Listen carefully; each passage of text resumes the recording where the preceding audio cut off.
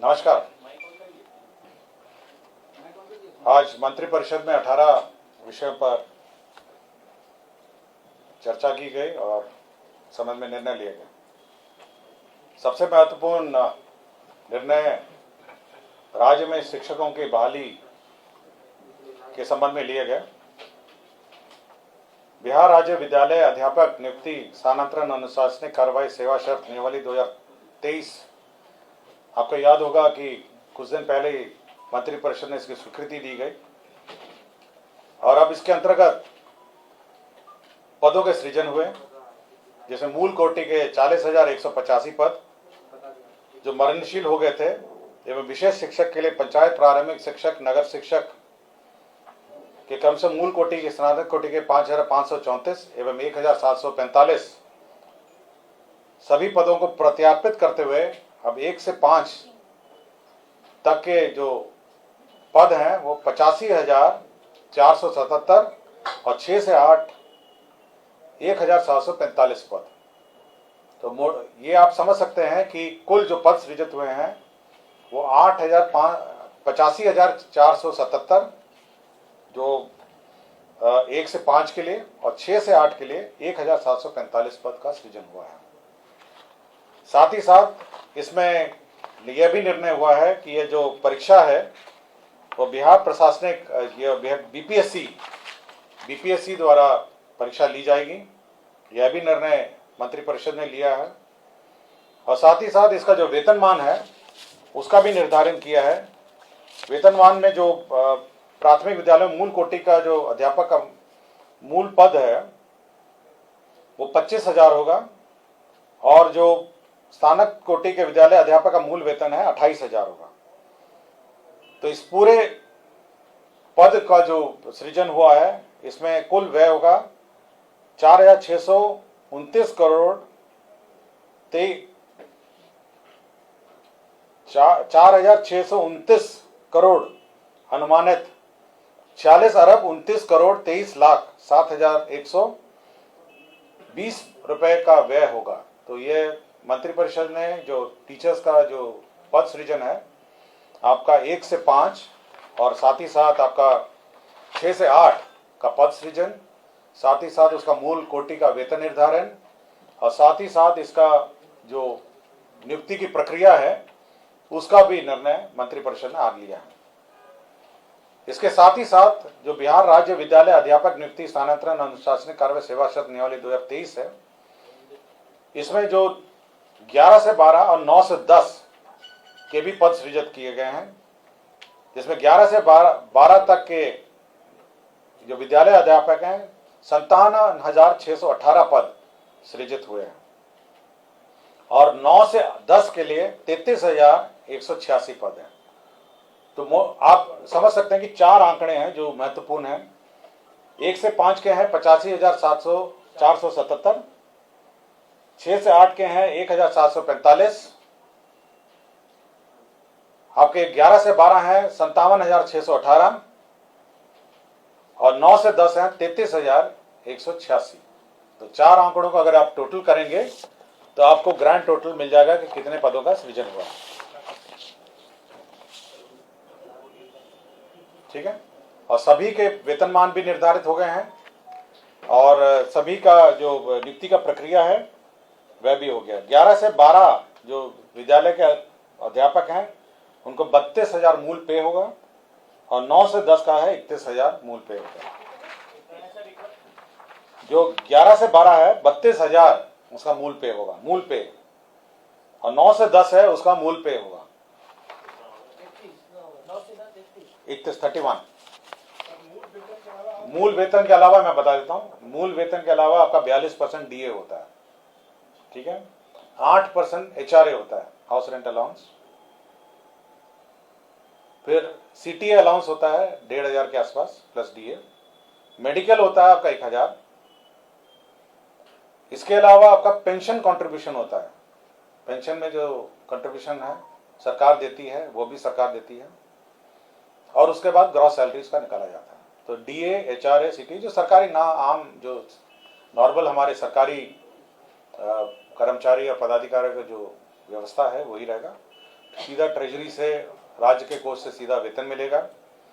और जो पेंशन की जो नियमावली है और पेंशन की जो व्यवस्था न्यू पेंशन स्कीम में है, वही पेंशन इन पर भी लागू होगी। तो ये एक महत्वपूर्ण निर्णय है जो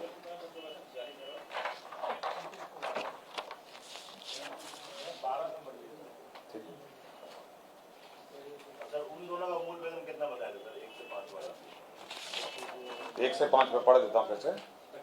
25,000 है 1 से 5 का, 6 से 8 का है 28,000, 9 से 10 का है 31,000 और 11 से 12 है 32,000। अब इस पे आप 42% डीए जोड़िएगा, 8% एचआरए जोड़िएगा, फिर सीटीए जो होता है 1,500 का वो जोड़िएगा, फिर इस पर डीए और जोड़िएगा, फिर मेडिकल 1,000 जोड़िएगा, उसके बाद आपको नेट सैलरी आएगा। उसके बाद फिर पेंशन कंट्रीब्यूशन जो है सरकार देती है 14%। 14% सरकार का पेंशन कंट्रीब्यूशन होता है, वो 14% और जोड़िएगा, तब आप मोटा मोटी ग्रॉस सैलरी पे आएंगे। ठीक है। सर एक शिक्षक को कितना मिल जाएगा? अलग अलग कक्षा का अलग अलग होगा ना, अलग अलग का अलग अलग है। अगर लिखा हुआ तो बता दीजिए, हम लोग जोड़ भी नहीं पाएंगे। आप जोड़ लीजिएगा, मैंने बता दिया मंत्रिपरिषद में, ये टोटल नहीं था, मैं जितना मंत्रिपरिषद के एजेंडा में है मैं बता, मेरे पास है, मैं आपको। सर ये कब तक फ्री हो जाएंगे 1,78,000? देखिए ये राज्य सरकार का निर्णय है कि जल्द से जल्द इसको इमीडिएटली एग्जाम कंडक्ट किया जाए, उसको भरे जाए सारे बीपीएससी के थ्रू। सारे बीपीएससी का। टोटल 178 आ रहा है सर, 1,78,000। आप जोड़ लीजिए ना, मैं आपको जोड़ लिया ना आपने। देखिए अब टोटल अब पेपर फिर जोड़ लीजिए, 85,000 हो गए आपके प्राइमरी, 1,800 आपके हो गए, 1,800 कितने हुए? 18 है, 1,745 हो गए आपके। कितना हो गया आपके प्राइमरी हो गए 85,477। आपका मिडिल ये 6 से 8 हो गए 1,745। आपके 11 से 12 हो गए आपके 57,618, 57,618। और 9 से 10 हो गए 33,186। तो चारों का टोटल कर लीजिए अपना है टोटल। 1,78,000। और मोटा मोटी जो राज्य सरकार पे जो भार पड़ेगा टोटल, मतलब सब मिला के, तो करीब 11,000 करोड़ का है। ठीक है ना, टोटल मैंने बता भी दिया आपको, 11,000 करोड़ आसपास इन सबका वेतन। ये आपने जो बताया sir 4,629 crore, what is that? एक आपने बताया टोटल कौन सा? हाँ टोटल मैंने बताया ना आपको, 4,000। अनुमानित है 46,029 करोड़ अनुमानित है। अरब 29 करोड़ 23 लाख है, एक अनुमानित ये है। और दूसरे में आपका अनुमानित मैं बता देता हूँ कितना होगा, 5,994, 59 अरब 94 करोड़ 22 लाख 24,000, दोनों जोड़ लीजिए। ठीक है, ये परिवहन के संबंध में एक महत्वपूर्ण निर्णय है। गया और मुजफ्फरपुर नगर निगम क्षेत्र में 15 वर्षों से अधिक पुराने जो सभी प्रकार के वाहन हैं, उसका परिचालन 1/10/2023 से बंद हो जाएगा, मतलब ये प्रतिबंधित रहेगा। तो यह मंत्रिपरिषद ने स्वीकृति दी है कि 15 साल से पुराने जो वाहन हैं 1/10/2023 से तब नहीं चलने। इसके साथ साथ राज्य सरकार ने एक अन्य मामलों में परिवेशीय वायु गुणवत्ता सुधार के लिए गया नगर निगम, मुजफ्फरपुर नगर निगम के सभी प्रकार के डीजल चालित तिपहिया वाहन का परिचालन 30/9/2023 की मध्य रात्रि प्रतिबंध किए जाने एवं बिहार स्वच्छ ईंधन योजना 2019 का अवधि विस्तार 31/3/2024 तक क्षेत्र विस्तार एवं गया एवं मुजफ्फरपुर नगर निगम में किए जाने एवं इस योजना में पटना, गया, मुजफ्फरपुर के तिपहिया मालवाहक वाहनों के लिए अनुदान, तो अब अनुदान का प्रावधान है, रिप्लेसमेंट का अनुदान है और साथ ही साथ नए खरीदने का और रेट्रोफिटिंग का भी अनुदान है।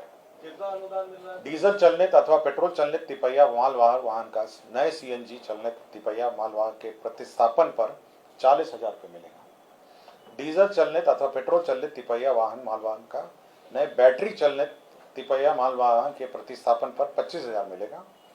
पेट्रोल चलने तिपहिया वाहन में सीएनजी किट लगाने रेट्रोफिटिंग पर 20,000 मिलेगा।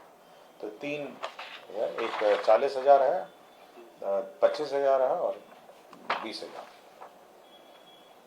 शिक्षा विभाग का एक अन्य मामला था जिसमें अल्पसंख्यक शैक्षणिक संस्थाओं में दर्जा देने का यह व्यवस्था की गई है। जो अल्पसंख्यक शैक्षणिक संस्था है इसके लिए शिक्षा विभाग को प्राधिकृत किया गया है, लेकिन शिक्षा विभाग प्राधिकृत मतलब अप्रूव करने के पूर्व अल्पसंख्यक कल्याण विभाग से अनापत्ति संचिका में लेते हुए यह अनुमान्यता निर्गत करेगी।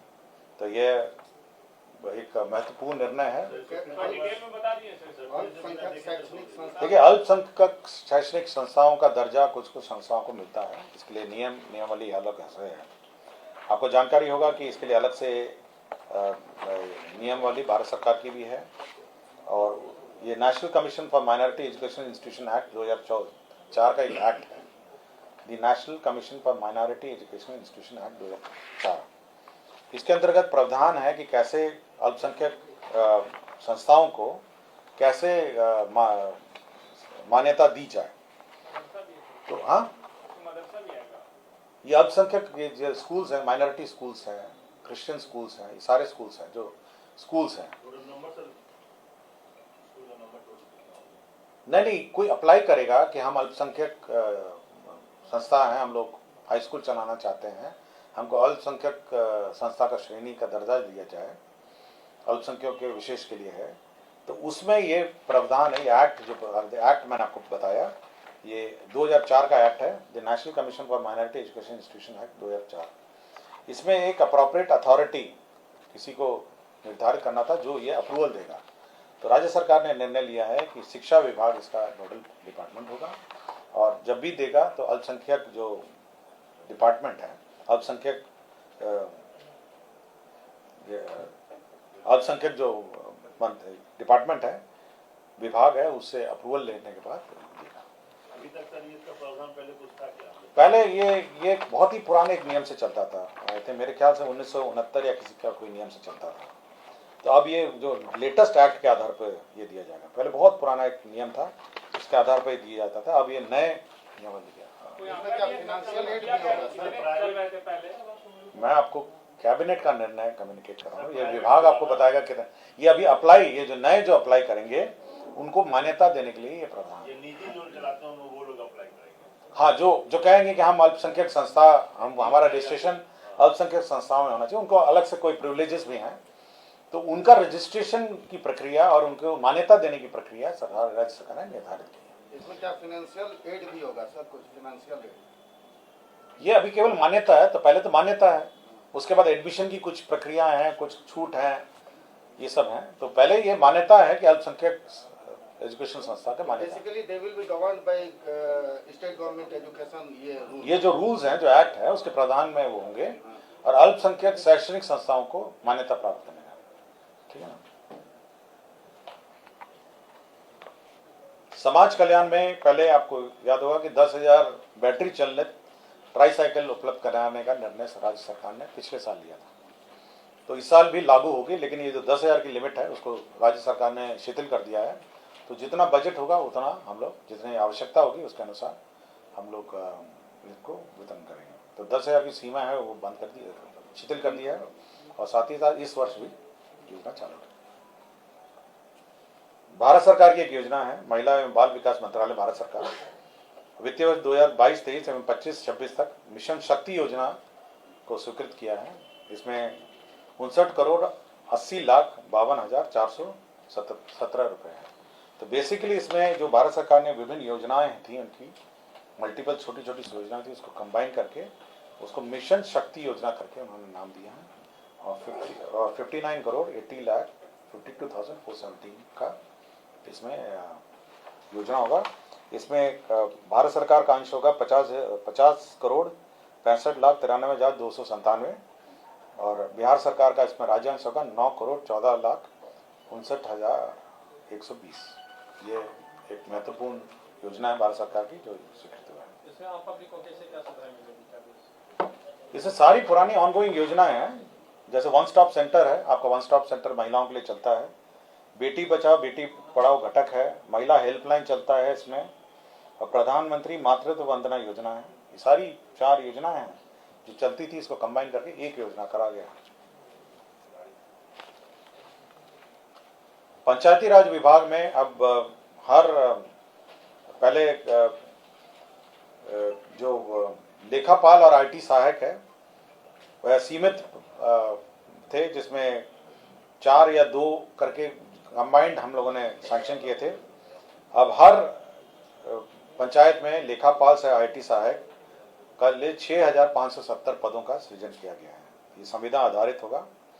पहले 4 पंचायतों पे 1 के दर से कुल 2096 थे, इसको बढ़ा के 6570 कर दिया गया। तो हर पंचायत में अब लेखापाल से आईटी सहायक आप पदस्थापित होगा।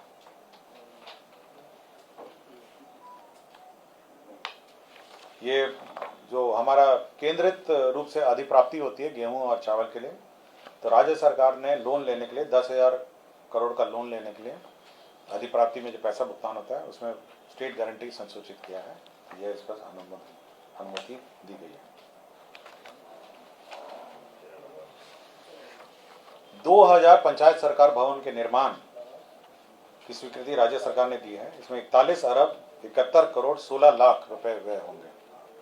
तो 2000 पंचायत सरकार भवन, यह पंचायत सरकार भवन अब जो ग्रामीण अभियंत्रण संगठन है LAEO, स्थानीय क्षेत्र अभियंत्रण संगठन योजना एवं विकास विभाग की है, उसके माध्यम से अब ये निर्माण किए जाएंगे। तो निर्माण का एजेंसी बदल दिया गया, ये महत्वपूर्ण है।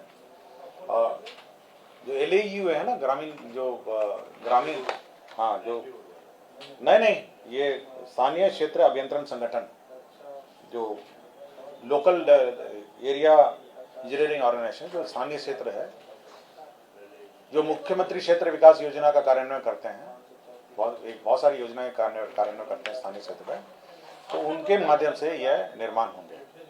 तो 2000 हमारे पंचायत सरकार भवन होंगे और सभी पंचायत सरकार भवन का अलग अलग टेंडर निकलेगा, मतलब कोई क्लबिंग नहीं होगा, एक पंचायत। अभी संभवतः पंचायत अपने करता था, अलग अलग निकलेगा, कोई क्लबिंग करके निकला है। 2000 टेंडर निकलेंगे और ताकि स्थानीय क्षेत्र में जो अभिकर्ता हैं भाग ले सकें और उसका निर्माण कर सकें। पंचायत सरकार भवन, ये एशियन डेवलपमेंट बैंक के माध्यम से 3 शहरों में पेयजल योजना चल रही थी, भागलपुर और गया में। तो एशियन डेवलपमेंट बैंक का फेज 1 जो है 493 करोड़ का फेज 1 भागलपुर में चल रहा था।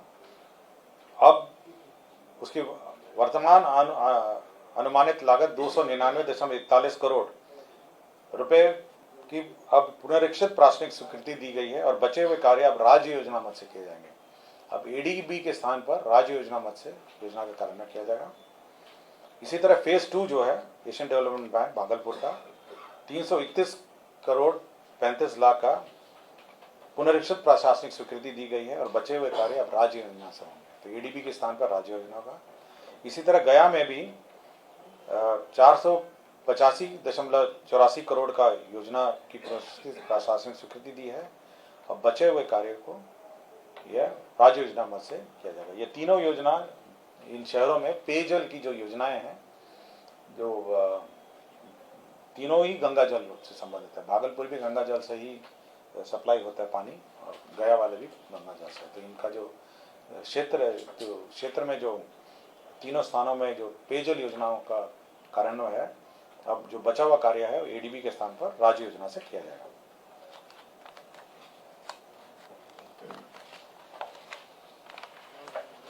ये बिहार मानसिक स्वास्थ्य देखभाल राज्य मानसिक स्वास्थ्य प्राधिकरण नियमावली यह स्वीकृत की गई है और इसमें अब जितने भी लोग मानसिक स्वास्थ्य से संबंधित कार्य कर रहे हैं उन पर सुपरविजन रखने के लिए एक कमेटी बनाई गई है और इस कमेटी के माध्यम से अब किया जाएगा और एक प्राधिकरण बनाया गया। तो प्राधिकरण के माध्यम से सुपरविजन होगा और इस प्राधिकरण के जो हेड होंगे वो स्वास्थ्य विभाग के अंतर्गत होगा और स्वास्थ्य विभाग के अपर मुख्य सचिव इसके कमेटी में। इसी तरह जिला स्तर पर भी है और राज्य स्तर पर भी एक कमेटी है। अपराध अनुसंधान विभाग के अंतर्गत विधि विज्ञान प्रयोगशाला सहायक निदेशक राजपुर समूह ख वेतन स्तर 7 के पद पर बिहार लोक सेवा पटना के अनुशंसा के आलोक में श्रीमती रोजी श्रीवास्तव सहायक निदेशक को बर्खास्त कर दिया गया है। ये एक निर्णय लिया गया है। पशु स्वास्थ्य एवं उत्पादन संस्था पटना को पशुपालन निदेशालय के अंतर्गत बनाए रखने हेतु बिहार पशु विज्ञान अधिनियम 2016 के परिशिष्ट 1 कंडिका 2(1) को विलोपित करने की स्वीकृति दी गई है। तो ये बिहार पशु एवं उत्पादन संस्था को पशुपालन निदेशालय के अंतर्गत ही बनाए रखने के लिए यह निर्णय लिया गया है।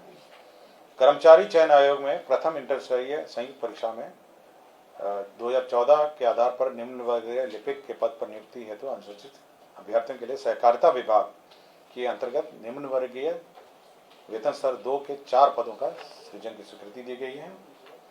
और राज्य सरकार जो हर साल बाजार ऋण लेती है लोन, उसके बारे में स्वीकृति दी गई है। तो कुल लोन जो सरकार लेगी वो है 39,000 करोड़ 365 49,365 करोड़ का लोन लेगी, जिसमें बाजार ऋण है 44,429, नाबार्ड से ऋण प्राप्त करेगी 3,000 करोड़, वर्ल्ड बैंक और एडीबी और अन्य स्रोत से 1,875 और राष्ट्रीय सहकारिता बैंक से 61 करोड़। राज्य सरकार कुल लोन जो वापसी इस साल करेगी वो है 25,558 23,558 और टोटल जो नेट ऋण जो लेगी सरकार वो है 25,807 जो राज्य सरकार की सीमा के अंतर्गत है। धन्यवाद।